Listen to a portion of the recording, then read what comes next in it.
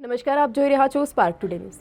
આજરોજ police commissioner Shri Anupamsinh Gehlot સાહેબની સૂચનાથી SOG Vadodara શહેર અને ફૂડ વિભાગ વડોદરા મહાનગરપાલિકાની ટીમની સાથે શાળા અને કોલેજોના આસપાસ ખાણીપીણીના વ્યવસાયની સાથે સંકળાયેલ સ્ટોલ ધારકોને એક સામટા દરોડા પાડી અને બાળકો જે ફૂડ આરોગ્ય છે તેમાં કોઈ અગર નશાકારક પદાર્થ હોય તો તે ઉમેરવામાં આવ્યો છે કે નથી તે બાબતની ચકાસણી કરવા સેમ્પલ મેળવી અને લેબ ટેસ્ટ માટે મોકલવાની કામગીરી કરવામાં આવી હતી।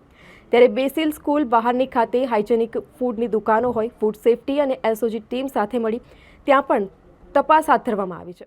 ખાસ કરીને જે અત્યારે એસઓજીની ટીમ અને જે સ્કૂલોની આસપાસ અને જે વિદ્યાર્થીઓ અમુક જગ્યાએ જે વધારે આકર્ષતા હોય છે કે વધારે નાસ્તો કરવામાં આવતા હોય છે ને એ જગ્યા પર ખાસ કરીને ચેકિંગ આપણે જે એની હાઇજેનિક કન્ડિશન કેવી છે, ફૂડ સેફ્ટીના નિયમો પાળે છે, લાયસન્સ લીધું છે ને એ ચકાસણી કરવામાં આવી છે, તેમજ જે નમૂના પણ લેવામાં આવે છે।